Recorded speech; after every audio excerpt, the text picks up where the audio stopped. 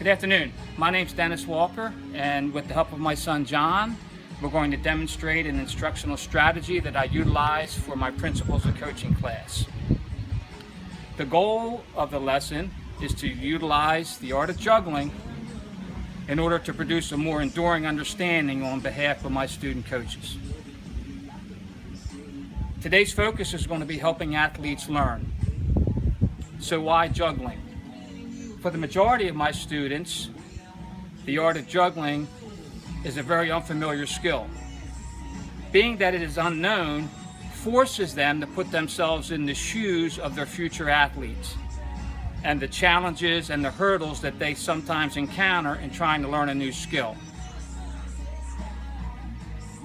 Additionally, being in the shoes of the athlete forces the student coaches to consider coaching points and coaching concepts that they may not otherwise have in their plan. For instance, stance technique.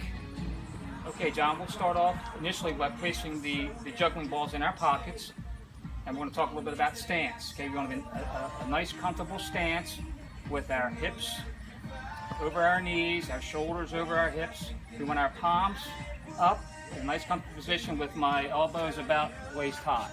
All right, now we want to imagine a line running down the middle of our body.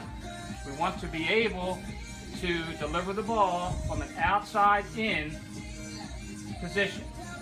So my hand mechanics and hand motion will be similar to what you see here. So let's go ahead and try that. Okay, nice and relaxed. We want to, good. Okay, now what I'd like to do is take one ball, and what you're going to do is imagine that there's an X about 8 inches in front of your forehead. And you're going to take the ball and pop it up through the X and catch it in the other hand. So it looks like this. Okay, pop it up through the X. You want a general focus on the ball. Do not stare at the ball. Nice and relaxed. General focus. Get a nice feel. Very good. You want to pop it out of your hands. Do not involve your fingers. Out of your palm of your hand. Pop it up through that X. Outside in. Up through the midline.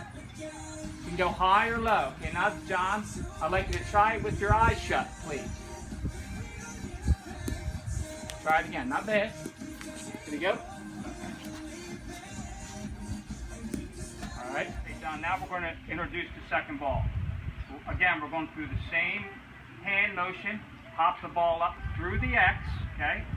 Up through the midline. Each ball has its own separate lane to travel through. All right, go ahead, John, let's try that out. Up through the X, right in the middle of your forehead. General focus on both balls. Do not stare at any one ball. Again, outside in.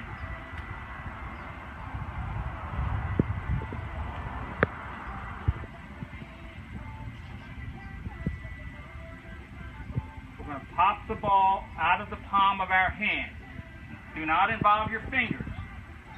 Do not involve your fingers.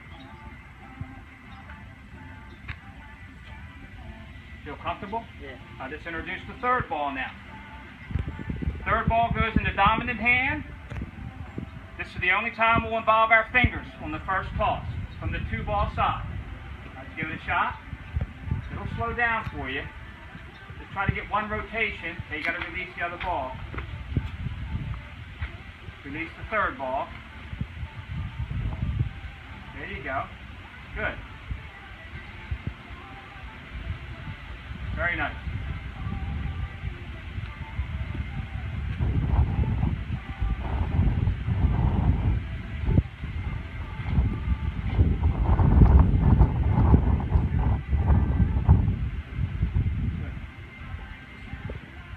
Okay. All right. Okay. Generally, this lesson occurs in a large area, gymnasium, tennis courts, adaptable conference center. Usually we have between 15 and 20 student coaches. Following the activity, we have a large group discussion. We identify and interpret coaching concepts, teaching points related to the skill, as well as the dynamics of the practice setting. whether or not the practice setting was beneficial to the athlete or hindered the athlete and their learning ability. Again, I believe the activity plus the thought process produces a greater understanding of the necessary skills in order to be a coach. Thank you for viewing.